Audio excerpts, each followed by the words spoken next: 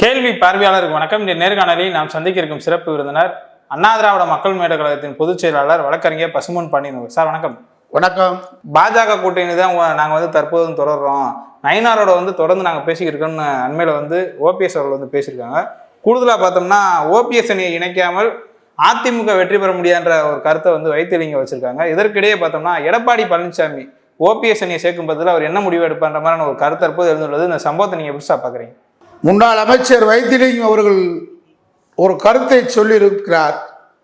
அதிமுக ஒன்றுபடவில்லை என்றால், ஓபிஎஸ் இணைக்கவில்லை என்றால் எடப்பாடி அணி பாஜக அணி மிகப்பெரிய தோல்வியை சந்திக்கும் என்ற சூரிய கருத்தை முழுமையாக நான் வரவேற்கிறேன். அதில் எனக்கு மாறுபட்ட கருத்து இல்லை. இன்றைக்கு ஓபிஎஸ் உடைய பேட்டியை நான் கவனித்தேன். மாவட்ட செயலாளர் கலந்து பேசி கொடுத்துருக்கிறாரு. எடப்பாடியை பொறுத்தவரை ஒரு தெளிவான முடிவோடு இருக்கிறார். என்ன தெளிவான முடிவு? நான் நன்றி கேட்டவன், எனக்கு யார் உதவி செஞ்சாங்களோ அவங்கள தான் காலால் எட்டி உதைப்பேன், செருப்பு காலோடு காலால் எட்டி உதைப்பேன். இந்த அளவுக்கு இன்னும் இருக்காரா திமிரு, ஆணவம்? எடப்பாடி பழனிசாமிக்கு இருக்கிற ஆணவம் எனக்கு தெரிஞ்சு தமிழ்நாட்டு அரசியல் களத்தில் யாருக்கும் இல்லை. மிகப்பெரிய தலைவருங்க எம்ஜிஆர், மக்கள் தலைவருங்க எம்ஜிஆர். நாளை காலை 7 மணிக்கு மதுரைக்கு வர்றாருன்னா இன்னைக்கு காலை 7 மணிலேருந்து விடிய விடிய தூங்காம பார்த்த தலைவருங்க எம்ஜிஆர். அவருக்கு கூட தலைக்கணமும் மண்டக்கணமும் அரசியல் இருந்ததில்லை. எஸ்டி சோமசுந்தரம் அவர்கள் இந்த கட்சியை விட்டு போறான்னு சொன்ன உடனே எஸ்டிஎஸ் வீடு தேடி சென்று எஸ்டிஎஸ் கட்சிக்குள் இணைத்தவர் புரட்சி தலைவர் எம்ஜிஆர். அதனாலதான் இன்னைக்கு எம்ஜிஆர் இறந்தும் இன்றைக்கு இரவா புகழோடு இருக்கிறார் என்றால் அந்த மன்னிக்கின்ற குணமும் அரவணைக்கின்ற குணமும் எம்ஜிஆர் இருந்தது இல்லையா? பேரறிஞர் அண்ணா அவர்கள், ஈவிகே சம்பத் அவர்கள் உண்ணாவிரதம் இருந்தார் கட்சிக்குள் நடந்த பிரச்சனையை. நேரடியாக அண்ணா தம்பி உண்ணாவிரதத்தை முடிச்சுக்க வான்னு சொல்லி கூட்டு வந்தார். நிருபர்லாம் கேட்டாங்க என்ன கோபமானு. நான் காதில் போட்டு கடுக்கான் கொஞ்சம் காதில் புண்ணாயிடுச்சு, கழட்டி வச்சுட்டேன், காது சரியாயிருச்சு, மாட்டிக்கிட்டேன்னு சொன்னார். அதனாலதான் அண்ணாவின் புகழ் இந்த உலகம் இருக்கு வரை நிற்காது. கலைஞருக்கு எம்ஜிஆருக்கு 1000 கருத்து வேறுபாடு. தலைவர் கலைஞர் அவர்கள் ஒரு முறை வன்னை ஸ்டெல்லா என்ற பேச்சாளர், திமுக பேச்சாளர், மிகப்பெரிய பேச்சாளர், ஒரு கூட்டத்தில் பேசும்போது சென்னையில் எம்ஜிஆர் தெரு, அன்றைக்கு எம்ஜிஆர் அவர்கள் சட்டமன்றத்தில் ஒரு தீர்மானத்தை நிறைவேற்றியிருக்கிறார். உயிரோடு இருக்கிறவங்க பேர்ல தெருக்குளோ எந்த பேர் இருக்கக்கூடாதுன்னு சொல்லி இந்த அம்மாக்கு அன்னைக்கு கூட்டம், வன்னை ஸ்டெல்லாக்கு கூட்டம். அந்த அம்மா பேச தொடங்கினோடனே எல்லோரும் 5 நிமிடம் மௌனம் செலுத்துங்க, எம்ஜிஆர் இறந்து விட்டார்னு சொல்லிட்டாங்க. மறுநாள் காலையில் தலைவர் கலைஞருக்கு செய்தி போய் அந்த அம்மாவை கட்சியை விட்டு நீக்கிட்டார். அதுதான் கலைஞர் என்றைக்கும் போலோடு இருக்கிறார். எம்ஜிஆர் அமெரிக்கா அப்போலோ புருக்லின் மருத்துவமனையில் இருக்கிறாரு. 40 ஆண்டு கால நட்பு தலை தூங்கி இருக்கிறது, 12 ஆண்டு கால பகை பனிபோல் மறைந்தது. என் தலைவர், என்னுடைய நண்பர் எம்ஜிஆர் மீண்டும் நலத்துடன் திரும்ப வேண்டும் சொன்னாரா? அதான் அரசியல் இலக்கணம். அம்மா அவர்களை எதிர்த்து நால்வரணி காளிமுத்து பேசாத பேச்சா? 1000 தலை வாங்கி அபூர்வ சிந்தாமணி, ஆள்மைக்கு அடங்கா பிராரி. அது மாதிரி ஓபிஎஸ் எடப்பாடியை பேசியிருக்காரா? அவரே கூப்பிட்டு மாண்புமிகு சபாநாயகர் அவர்களே அப்படின்னு சொல்லி அழகு பார்த்த தலைவி புரட்சி தலைவி அம்மா. ஸ்டாலின் அவர்களை நான் ஒருபோதும் தலைவராக ஏற்றுக்கொள்ள முடியாது. இன்னைக்கு வைகோ அவர்களை அரவணைத்த அண்ணன் என்று ஸ்டாலின் இன்னைக்கு காட்சியை பார்க்கிறோம். அரசியலில் மாறுபாடுகள் இருக்கலாம், மன்னிக்கின்ற குணமும் தவறுகளை மறக்கின்ற குணமும் அரவணைக்கின்ற குணம் வேணும். எடப்பாடி தெளிவா இருக்காரு. என்னை முதலமைச்சர் ஆக்கியது சசிகலா, என்னை முதலமைச்சராக்குவதற்காக பரிந்துரை செய்த ஒரு டிடிவி. அதனால சிறைக்கு பொண்ணு டிடிவியை அந்த நன்றி கடனாக கட்சியை விட்டு நான் நீக்கினேன். சின்னம்மாவை இன்னைக்கு வரைக்கும் நான் போய் பார்க்க மாட்டேன், கட்சியிலையும் சேர்க்க மாட்டேன். இவர் சேர்க்க மாட்டாராம். அவங்க ஏதோ அமைதியா இருக்காங்க. நாளை காலையில் அந்த அம்மா சொன்னா போதும், நாளை காலையில் அதிமுக கைக்கு வந்துடும். அது எது பிஜேபியுடைய மிரட்டலா உருட்டலா, எதுக்கு எல்லாம் அமைதியா இருக்காங்கன்னு தெரியல. எடப்பாடியை காரியத்தை பண்ண விட்டு எடப்பாடி அவ்வளவு பெரிய ஆள் கிடையாது. அதிமுக கைப்பற்றி பொதுச்செயலாளர் உட்காரனுக்கு பெரிய காரியக்காரர்கள் கிடையாது. அது மாதிரி ஓபிஎஸ் இல்லைன்னா 4 ஆண்டு காலம் முதலமைச்சராக இருக்க முடியாது. எஸ்பியா இருந்துட்டு ஏட்டையாவா இருந்து உட்கார்ந்த ஒரு ஓபிஎஸ் என்னங்க கட்சின்னு ஒற்றுமைங்க. எதிர்கட்சி தலைவர் விட்டு கொடுத்தாரு, ஓபிஎஸ் விட்டு கொடுக்கலையா? ஒருங்கிணைப்பாளர் சொல்லி கூப்பிட்டு 2 ஒருங்கிணைப்பாளர் இணை ஒருங்கிணைப்பாளர் போட்டாங்க, ஒத்துக்கலையா? அதோட எப்படி அனுசரிச்சு போக முடியும்? எதிர்கட்சி தலைவர் நான் தான், முதலமைச்சர் நான் தான். அதிமுகவுக்கு அவ்வளவு பெரிய தியாகியா நீ? இந்த கட்சிக்கு நான் தான் பொதுச் செயலாளர், நான் தான் இந்த கட்சியை நடத்துவேன், நான் தான் முதலமைச்சர் சொல்ற அளவுக்கு பெரிய ஆளா இல்ல. இவங்களுடைய செயலற்ற தன்மை ஓபிஎஸ், டிடிவி, பிஜேபி, சசிகலா போன்றவர்களை மிரட்டுகின்றார்களா பிஜேபின்னு தெரியல. இவங்களுடைய செயலற்ற தன்மையால் ஒரு செயலற்ற பேர்வழி அதிமுகவில் இன்றைக்கு ஆட்டி படைத்துக் கொண்டிருக்கிறார் எடப்பாடி. இன்னைக்கு ஓபிஎஸ் பேட்டியை பார்த்தேன். இந்த பேட்டி காலம் கடந்த பேட்டி. தும்ப விட்டு வாழ பிடிக்கிறீங்க. தேசிய ஜனநாயக கூட்டணியில நீங்க தான் அங்க வைத்தீங்க, டிடிவி நீங்களும். உங்களை ஒரு வார்த்தை அமித்ஷா கலந்துக்கிறாம எடப்பாடி கூட்டணி அறிவித்ததை நீங்க எப்படி மானமுள்ள மரத்தமிழன் ஓபிஎஸ் டிடி ஒத்துக்கிறீங்களா? என்ன செஞ்சிருக்கணும்? தேசிய ஜனநாயக கூட்டணியில் இருக்கக்கூடிய ஓபிஎஸ் பக்கத்தில் உட்கார வச்சு, டிடிவி பக்கத்தில் உட்கார வச்சு, உங்க மிரட்டல் உங்கள் உருட்டலுக்காக தானே இந்த கூட்டணிக்கே வந்தாரு எடப்பாடி பழனிசாமி. எடப்பாடி மகன் மிதுன் பழனிசாமி மாட்டிக்கிட்டார்ல, பண்ணையார் மிதுன் பழனிசாமி மாட்டிக்கிட்டதுனால அவரை மிரட்டி உட்கார வச்சுங்க.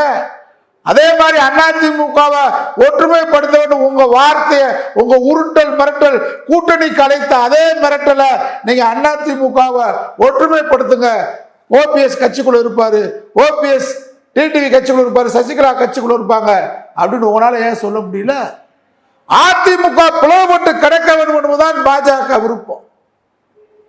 இதே ஓபிஎஸ்க்கு ஒரு நாள் ஆகுமா? அலையா இருந்தாலே ஏன் காத்து கிடைக்கீங்க? திருமண வீட்டுக்கு உங்களுக்கு பத்திரிக்கையே கொடுக்கல. இன்னும் நீங்க என்ன நினைக்கிறீங்க? திருமண மண்டபம் வரைக்கும் போய் நிக்கிறீங்க, எப்படி உள்ள கூப்பிடுவான்னு பாக்குறீங்க. அதை விட அசிங்கம் டிடிவி உள்ள போய் இலைய போட சொல்றாரு, இலைய போட மாட்டேன்றா. இவ்வளவு ஜாலரா அடிக்கிறீங்க, இவ்வளவு சிங்கி அடிச்சு பாக்குறீங்க, இவ்வளவு தாள அடிச்சு பாக்குறீங்க மோடிக்கு. டிடிவி உங்களை கல்யாணத்துக்கே கூப்பிடல, பத்திரிக்கை வைக்கல, கல்யாணம் பண்றதுல நின்றுட்டு எப்ப கூப்பிடுவாங்க? தாலி கட்டி முடிச்சுட்டாங்க, கல்யாணம் முடிஞ்சு போச்சு. எடப்பாடி பழனிசாமிக்கு அமித்ஷாக்கு முடிஞ்சு போச்சுல. இன்னும் என்ன வீரம் அறிவிக்க வேணாமா? தப்பா சரியோ அதிமுக தொண்டர்கள்ட்ட ஓபிஎஸ்க்கு ஒரு மரியாதை இருக்கு. ஓபிஎஸ்க்கு என்ன மரியாதைன்னா பெரிய வள்ளல் தன்மையானால் கிடையாது. அவரால் பெரிய பயன்பட்டு விரலிட்டு எண்ணிக்கலாம், அவரால் கெடுதல் இருக்காது. ஒரு அமைதியானவர் அப்படின்ற ஒரு பேர் இருக்கு. எடப்பாடி பழனிசாமி மாதிரி பயங்கரவாதி கிடையாது. ஓபிஎஸ்க்கு என்ன பேரு? ஒரு அமைதியான சுபாவமானவர், மென்மையை சிரிக்கக்கூடியவர். அள்ளி கொடுக்க மாட்டார், கிள்ளியும் கொடுக்க மாட்டார். கெடுதல் இருக்காது. ஒரு கெடுதலாத மனுஷன் இருக்காருப்பான்னு ஒரு பேர் இருக்கு தொண்டைங்கிட்ட, பொதுமக்கள்கிட்ட. தெற்கு சீமையில் என்ன இருக்கு? சசிகலா, டிடிவி, ஓபிஎஸ் மேல எடப்பாடி பழனிசாமி திட்டமிட்டு ஒரு முக்குளத்தோர் சமுதாயத்தை அழிக்கிறாரு. இது வந்துருச்சு. அதனாலதானே ராமநாதபுரத்தில் டெப்பு போச்சு. பலாப்பழத்தில் நின்று 10 நாள்ல 3.25 லட்சம் ஓட்டு வாங்குறாரு பன்னீர்செல்வம். இருக்கல, ஆற்றல் இருக்கு, செல்வாக்கு இருக்குல்ல. டிடிவிக்கு 3 லட்சம் ஓட்டு தேனியில கிடைக்குதுல. அதிமுக 96 ஓட்டு தானே வாங்க முடியுது. எட்டப்பன் உதயகுமார்னால. முக்குளத்து சிங்க தானே அவன் ஒத்துக்குருவான யாராவது? அசிங்கம், அவமானத்தின் சின்னம். அதனாலதான் அவனை ஒத்துக்கிறல. இதை எடப்பாடி புரிஞ்சுக்கிறேன். அவன்லாம் முக்குளத்தோர் சமுதாயம் முக்குள விட்டு அடிக்க போறான். தெரு முக்குள விட்டு அடிப்பான். இந்த இனத்தின் துரோகிடுவான் அவனை. எனக்கு ஜாதியில் நம்பிக்கை இல்லை, மக்களின் நிலையை உங்களுக்கு சொல்றேன். தெற்கு சீமையில இவங்க 3 பேர்னால பெரிய நன்மை கிடையாது மக்களுக்கு. ஆனா எடப்பாடி அடிச்ச அடியில முக்குளத்தோர் மக்கள் ஒன்னா நிக்கிறான். அப்ப நீங்க ஒரு தைரியமான முடிவு ஓபிஎஸ் எடுத்திருக்கணும். அலையா விருந்தாளியா காத்துக்கிட்டு இருக்க வேண்டியதில்லை. வெயிட்டிங் லிஸ்ட்ல நீங்க இருக்க வேண்டியதில்லை. அதிமுகவை மீட்க வேண்டும். டிடிவி 2021 சட்டமன்றத்தில் வாங்கின வாக்கு வங்கியில பார்த்தா அதிமுகவின் தோல்விக்கு 27-28 சீட்டு தோல்விக்கு டிடிவி காரணம். ஒண்ணு, அதிமுகக்குள்ள கூட்டணி சேரக்கூடாது. அதிமுக கட்சியை ஒன்னா இணைக்கணும், ஒருங்கிணைக்கணும். ஒருங்கிணைக்க மறுக்கிறீங்களா? கூட்டணிக்கு போக கூடாது. அமித்ஷா நினைப்பு என்ன? கடைசி நேரத்தில் நம்ம உங்களை காமிச்சு, ஓபிஎஸ், டிடிவி, சசிகலா காமிச்சு நம்ம ஒரு சீட்டை பேரமா வாங்கி, கடைசி நேரத்தில் ஓபிஎஸ்க்கு ஒரு சீட்டு, ஓபிஎஸ் மானுக்கு ஒரு சீட்டு, டிடிவிக்கு ஒரு சீட்டு, சின்னமா சொல்றாளுக்கு 2 சீட்டை கொடுத்துட்டு தாமரை நிக்க வைக்கலாம் நினைக்கிறாங்க. அப்படிலாம் நின்றா உங்களுடைய அரசியல் வாழ்க்கை 2026 முடிவுரை எழுதப்படும். நாங்கள்லாம் அதிமுக இன்னைக்கு ஆரம்பிச்சிருக்கீங்க. உங்களை ஒத்துக்கொள்ளவில்லை தேசிய ஜனநாயக கூட்டணி ஓபிஎஸ் இருக்காரு அமித்ஷா அறிவிக்கணும். அவங்களுக்குள்ள பேர நடந்துருச்சு எடப்பாடிக்கு அமித்ஷாக்கு. தயவு செஞ்சு கட்சிக்குள்ள ஒற்றுமைப்படுத்த உங்களுக்கு கொண்டு வரணும். அந்த பேச்சு மட்டும் பேசாதீங்க. நான் உங்களுக்கு அடிமையா இருக்கேன், உங்க காலில் விழுகிறேன், நீங்க சொல்றதெல்லாம் கேட்கிறேன், நான் உங்களுக்கு ஒத்தடிமையா இருக்கேன். அவங்க யாரும் உள்ள கட்சியில் சேர்க்கக்கூடாது. கூட்டணினா கடைசி நேரத்தில் நீங்க தாமல் நிப்பாட்டி நீங்க சீட்டு கொடுத்துருங்க. எனக்கு அவங்களுக்கு தொடர்பு இல்லை. சரியா வருமா? உங்க அரசியல் இறுதி யாத்திரையாக முடியாது, முடிவு எழுதப்படும். அப்ப பாஜகவிலிருந்து வெளியேறணும். நீங்க தேசிய ஜனநாயக கூட்டணிக்கு நாங்க எங்களை மதிக்கவில்லை, மதியாதார் வாசலை மிதிக்க மாட்டோம். தன்மான சிங்கம், மான தமிழன், மான மரவன் வெளியேறணும் அறிவிச்சிருக்கணும். அதிமுக 2026 தேர்தலில் நாங்க தான் அதிமுக சொல்லணும். நயினாரோட பேசுறேன்னு சொல்றாங்க. நயினாருக்கு கூட்டணிக்கு என்ன சம்பந்தம் இருக்கு? நயினார் அதிமுகவை அழிக்க வந்திருக்காரு. பிஜேபி அதிமுக அழிக்க தானே வந்திருக்கு. எடப்பாடி பழனிசாமி முதலமைச்சராக இருக்கா வந்திருக்கு. உங்களை அழிச்சது மாதிரி நன்றியின் இலக்கணமா பாஜக? இந்தியாவில் யாரை வச்சிருக்கு பாஜக? யாரை வாழ வச்சிருக்கு? கூட்டணி கட்சி ஒரு தலைவனை இந்தியாவில் வாழ வச்சதா சொல்லுங்க. அவங்கிட்ட இருக்கிற லாபத்தை அறுவடை பண்ணுன முதல் கழுத்து இருக்கிறது அவனை தான். இதான் பாஜக வேலை. உங்களை சோழியை முடிச்சிருச்சு. டிடிவி சோழி காலி, ஓபிஎஸ் இல்ல. அடுத்து எடப்பாடிய வா நண்பா அப்படின்னு கூப்பிட்டு நண்பனின் கழுத்தில் கையை போட்டு தோழமையுடன் வந்து அவன் காரியம் முடிஞ்சோடனே எந்த தோல்ல கையை போட்டியோ அந்த கைனாலே கழுத்து நெரிச்சு கொள்றதுதான்டா பாஜக ஆர்எஸ்எஸ் கும்பல். அதான் பாஜகவின் கொள்கை, அதான் ஆர்எஸ்எஸ் ஐடியாலஜி. அதிமுக அழிக்க இன்றைக்கு எடப்பாடி கழுத்தில் கை போட்டிருக்கிறது அமித்ஷா ஆர்எஸ்எஸ் கூட்டம். அந்த தலைவன் தான் நைனா நாயந்திரன். அதிமுக இருந்தீங்க, அமைச்சராக இருந்தீங்க, தெற்கு சீமையில் உங்களையும் முக்குளத்தோர்னு சொல்கிறாங்க 4 பேர். அதனால் இவங்களை பூரா காலி பண்ணி வழியே இல்லாமல் பிஜேபியில் காவி சட்டையை போட்டு இப்போ கொண்டு வந்துருங்க.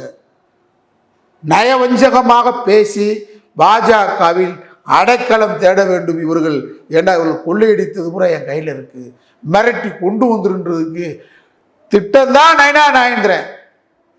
நயனாந்திரன் அதிமுகவை அழிக்க வந்த கோடாரி. புரிஞ்சுக்கிறங்க, நான் சொல்றதெல்லாம் நடக்கும். ஆனா அதிமுக என்கிற மிகப்பெரிய சாமானியர்களுக்காக, ஏழைகளுக்காக, சாதாரண மக்களுக்காக உருவாக்கப்பட்ட விளைநிலை மக்களுடைய கட்சி தான் அதிமுக.